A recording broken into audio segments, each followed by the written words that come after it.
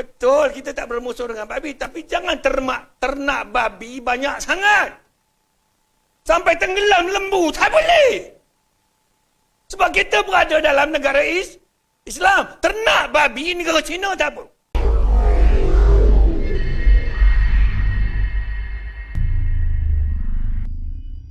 Soalan terakhir kepada Prof. Dr. Ridwanti berkenaan dengan satu situasi dan juga demografi masyarakat Cina di Malaysia khususnya. Kita tengok adalah beberapa yang jenis lantang ni, kan? Mereka ni tak ramai tapi lantang. Maksudnya suara tu lebih. Walaupun secara jumlahnya tak ramai. Tetapi pada jumlah yang ramai ni pula, mereka ni kebanyakannya sangat dekat dengan cara masyarakat orang Melayu ni. Antaranya kalau kita tengok sebahagian, mungkin doktor boleh komen lah berkenaan dengan sembahan Datuk Kong. Yang saya kira di seluruh Malaysia ni ada mana-mana tokong yang mana sembah Datuk Kong, yakni orang Melayu yang didewakan di kalangan masyarakat Cina. Dia panggil Chinese folklore yang jenis mengamalkan agama tradisi ni. Dan mereka juga buat kubah melambangkan dia ni orang yang sinonim dengan masjid. Dan juga Datuk Kong itu kadang-kadang ditulis tulisan Jawi, kan? Maksudnya ada yang nak belajar bahasa Jawi tu. Selama hari raya tu dia tulis bahasa Jawi. Dan mana-mana pun. Itu yang pertama. Yang kedua, kita juga ada gerakan agama baru, doktor. Daripada China, nama dia Te Chao Hi. Di Perlis pun ada, dekat Kangah ni. Berhadapan dengan bangunan Maips. Okey? Yang mana kalau kita tengok juga kita jemput rakan-rakan kita daripada Che Siang Kong. Yang mana mereka ini adalah dikenali sebagai pertubuhan membina akhlak, moral uplifting society. Tetapi secara ideanya memang mereka ini adalah kepercayaan agama.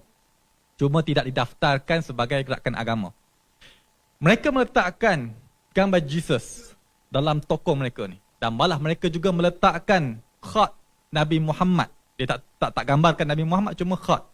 Sehingga tahun 2008 pernah ada isu di satu negeri di selatan yang mana bila dia nampak isu tu khat Nabi Muhammad tu ada dalam tokong tu, sehingga mereka buat demo. Sehingga tu paksa turunkan khat Nabi Muhammad tu dalam tokong tu. Tokong Te Chao Hi ni.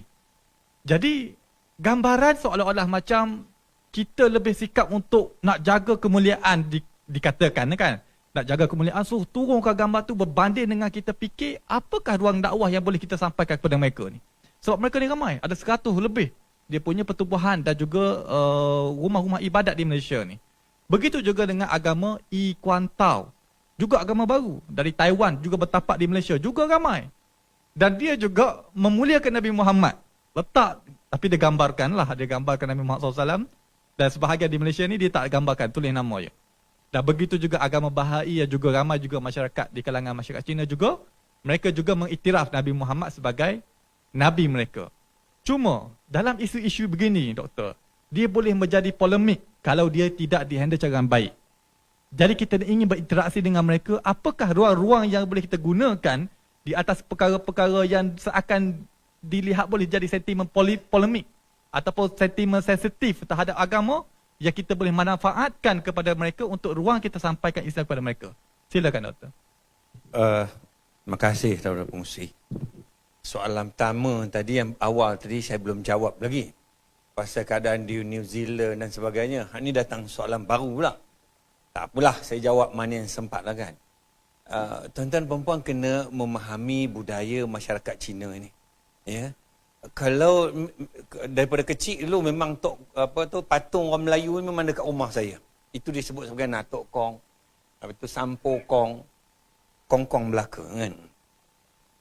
Orang Cina ni dia akan menyembah sesuatu yang akan mendatangkan ong pada dia. Saya rasa dia pernah kena nombor tu. Kata dia tak sembah benda tu. Apa tu? Urut Jawi, gambar orang pakai serban, pakai jubah apa semua ada. Kalau kadang-kadang kubah, bentuk kubah pun ada. Kubah ni bukan milik orang Islam, kena ingat tu.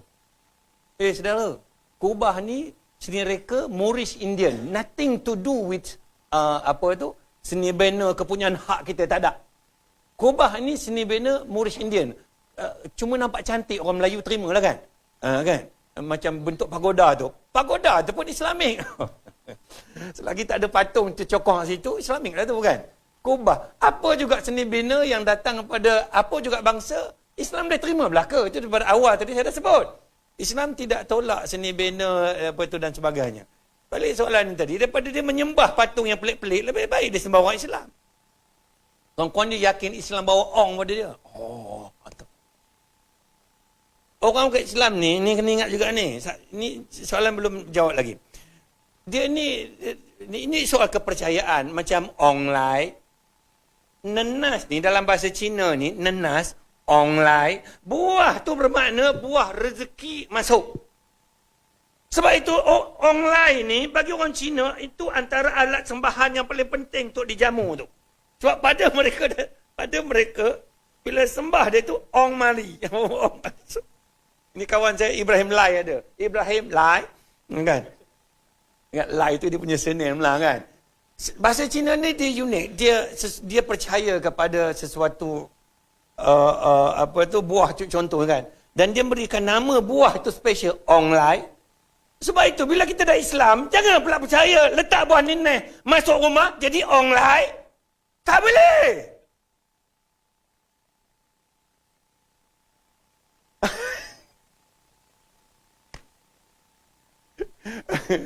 Itu yang saya kata kan, apa tu? Tak ada masalah dengan buah nenas tu. Tapi jangan ada kepercayaan letak buah nenas di rumah ong lai. Rezeki masuk. Itu kena faham tu. Dia kadang-kadang bila kita faham ini masalahnya Datuk Dina. Kita ada masalah sama juga bila kita buat interface dialog. Islam mengharamkan homoseksual, tapi Buddha kata boleh. Saya ni interface dialog ni banyak kali dah. Dan di situ ada sedikit percanggahan di situ bukan? Di mana titik kita di situ? Perlu ada penegasan. Ya. Sama juga disebut tadi. Syaitan, kita tak boleh hina dia sebab dia makhluk Allah. Kita bermusuh dengan syaitan tapi jangan hina syaitan. Sebab syaitan ini makhluk Allah. Sama juga babi dengan anjing. Tuh, ni kena sebut sikit ni. Ni kena sebut. Ni fiqh. Ni bukan apa tu. Antara sebab Islam tak berkembang ni sebab orang Islam dilihat seolah-olah bermusuh dengan makhluk Allah. Babi dengan anjing itu. Sebab itu anjing ni kawasan perumahan Melayu confirm tempang punya. Kaki hilang sebelah, kaki dua kaki hilang, terseksa dia. Siapa tuan-tuan bermusuh dengan anjing ni?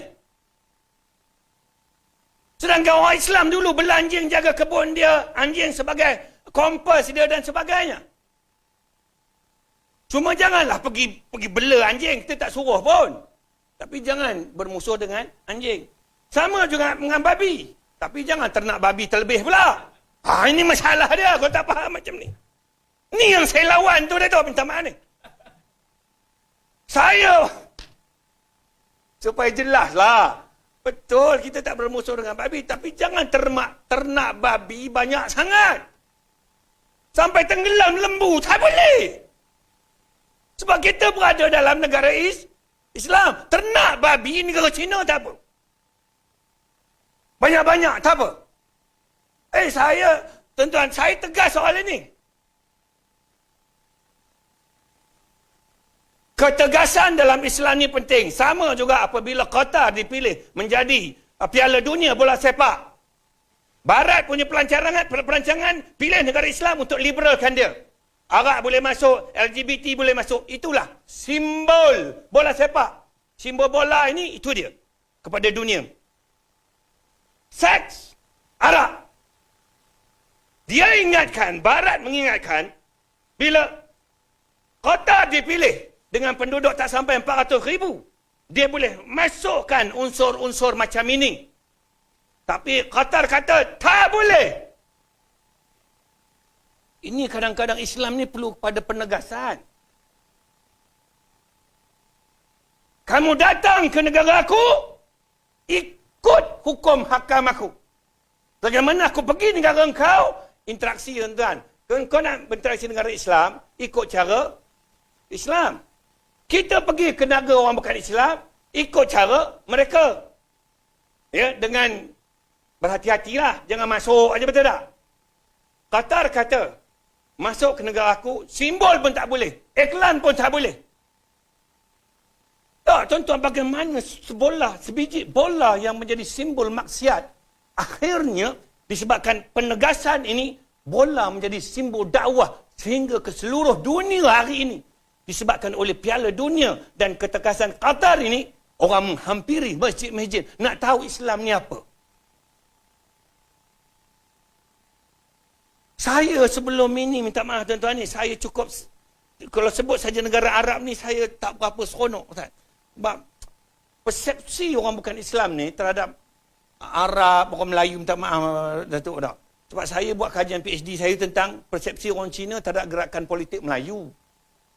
Saya buat kajian ni tuan-tuan ni, sebab itu timbul istilah ultra kiasu, kiasu sana, kiasu sini tu. Saya buat kaji tu.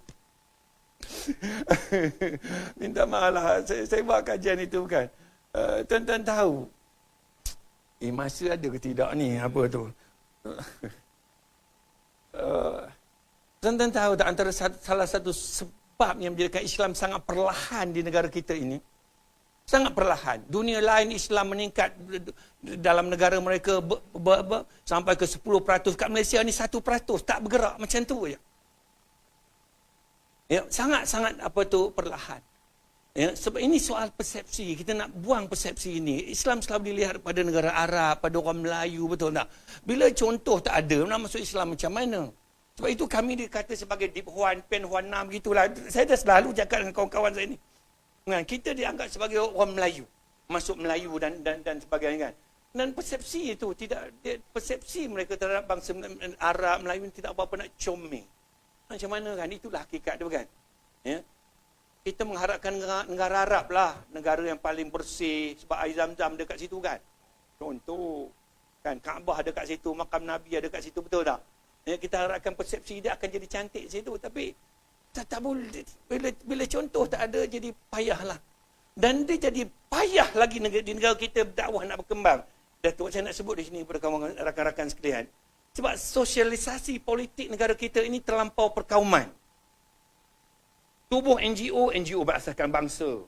Surat khabar berasaskan bangsa. TV berasaskan bangsa. Sebab itu, macam Datuk sebutkan tadi, buat cerita macam mana pun di TV kerajaan, di TV 1, 2, 3, orang Cina dia tak tengok. Sebab kita ada gap bahasa di situ. Pergilah ke rumah orang Cina macam mana pun. Tuan-tuan akan tengok rumah dia tak tengok cerita 1, 2, 3, 8. Tak ada. Channel dia Hong Kong, Taiwan. Mak ni saya betul terang je, orang Cina belakangnya marah ni. Kan? Itu saya kata, kalau kita tidak buka sedikit, ini jadi payah. Kita kena buka. Sebab proses nak memahami keadaan Malaysia ni sangat kompleks.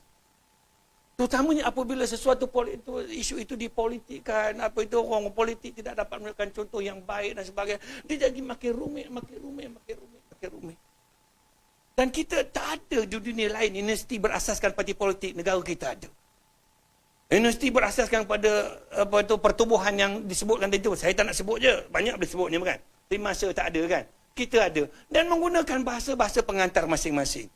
Dan saya nak sebutkan kepada kita dakwah ni, negara kita ni gap banyak. Sebab itu terpaksa tubuh Persatuan Cina Muslim, India Muslim. Kita kena berdakwah, tak boleh menggunakan bahasa kebangsaan, dia tak faham. Sampai bila kita nak macam ini? Kita ada satu bahasa kebangsaan, bahasa yang sepatutnya menyatukan kita, dan kita letak bahasa kebangsaan ni di level bawah dan letakkan bahasa kita di atas.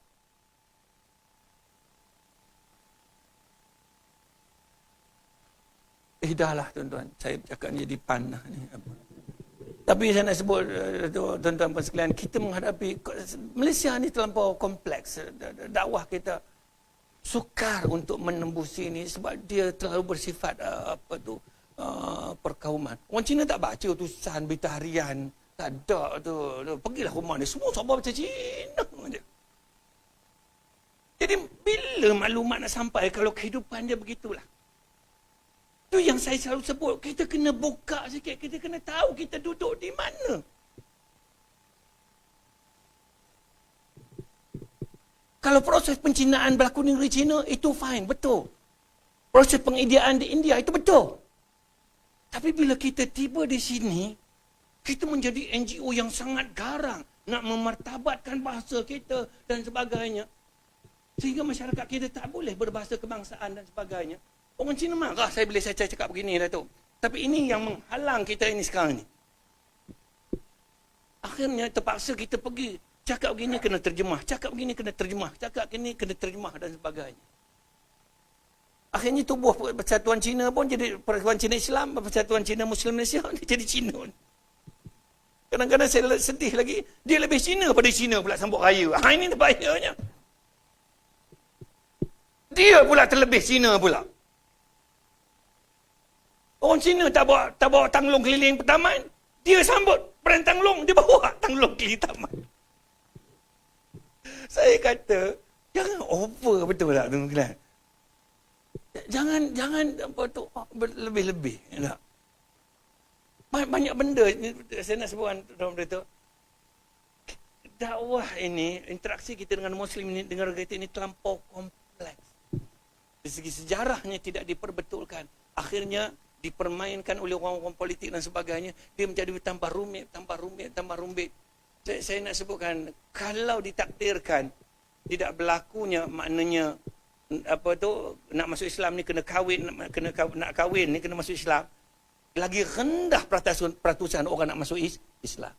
Yang jadi naik sikit ni sebab kerana nak kahwin. Tapi nak dia terbuka hati nak belajar Islam ni, bilangan dia terlampau sedikit. Jadi wacana sebegini sekurang-kurangnya dapat kita pelbagaikan lagi supaya kita dapat mencari satu cara apakah jalan yang terbaik untuk balighu anni walau ayat. Ya, kita nak sampaikan kepada mereka walaupun satu ayat ini, tetapi wacana sebegini perlu kita perbanyakkan supaya keterbukaan itu. Ya, kalau tidak susah kita. Dan juga satu lagi penegasan itu. Ini pun satu perkara yang sangat penting ini. Tapi bila dimain-mainkan oleh orang politik, dia akhirnya begitulah. Dia habis macam itu. Dan imej Islam kita dapat pulihkan dan sebagainya, bukan? Saya minta belajar daripada Qatar. Saya sebuah negara kecil yang berjaya mengubah imej maksiat ini menjadi imej dakwah. Saya cukup kagum dan saya cukup teruja. Dan saya nak sangat melihat itu, perkara itu berlaku di seluruh dunia. Terima kasih.